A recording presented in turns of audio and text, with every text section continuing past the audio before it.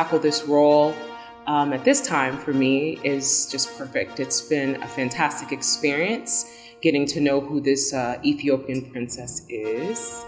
And it's also been a fantastic exploration into my strengths and my weaknesses.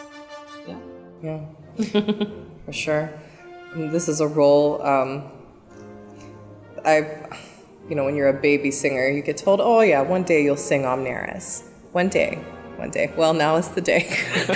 So it feels like something I've been prepping for a while. In how to sing it, how to approach it, how not to slam the voice. Finding the humanity in Amneris has been my biggest challenge. Not just playing her a one-dimensional villain. And Lillian, our director, has really been pushing me to find the softness in her and the vulnerability.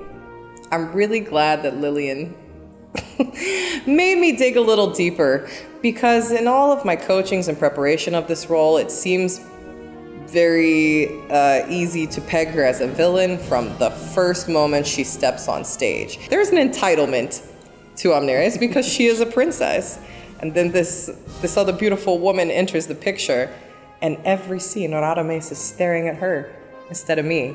So it's this pain that's just stabbing me every scene, because I have opened my heart to this possibility, and I'm seeing that his choice is clearly her. We are both Aida and Amneris. We're both royalty. We're both princesses. We've both been brought up in the same way and bred the same way and been isolated in the same ways. And we've never met anyone else who shares these qualities until we meet one another. Yeah. Unfortunately, the way we meet is not what you would call ideal for the setting of making best friends. What I think is interesting about this production is that our director, Lillian Grove, really has the two women seeing eye to eye on certain things. And one of those things that we see eye to eye on, obviously, is the fact that we're both princesses, but we both love the same person. And, but then also even more meaningful to me is that they're friends. And it's a hurtful thing when you realize that the person that you are friends with happens to like and want the same thing that you want. It's tough to sort of battle, So I think that's really an important thing that's being... That's probably the biggest thing, right? Yeah. Radames. Yeah, it's the Radames factor, I should say.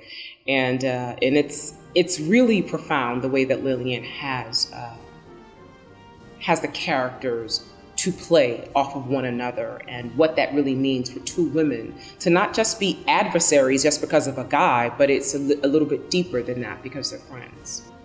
I hope that the audience sees in this specific 2020 portrayal of my Aida, her honesty, my honesty as an artist and as a performer.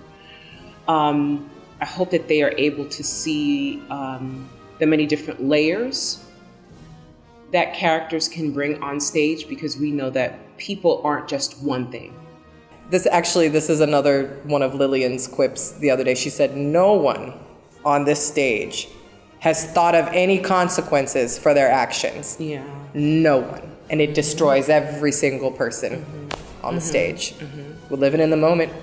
It's just passion. It's pure emotion and primal. It's sex and it's love and it's all the chemicals that get you all worked up. And you see it at the end. I have to lose my mind. I start losing my mind just a little at the top of Act 4, and then by the end, I'm on the floor, pulling my hair out and screaming and cursing. It is incredibly accessible.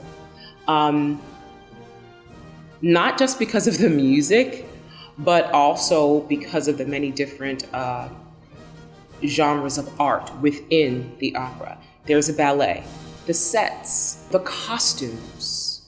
People need to understand that's why this is the Heilige Kunst, the highest of all arts, because it encompasses all of great art. I really, really hope that people bring their kids, well, not too young, but bring their children, so they can experience what it means to actually see a grand opera on this scale.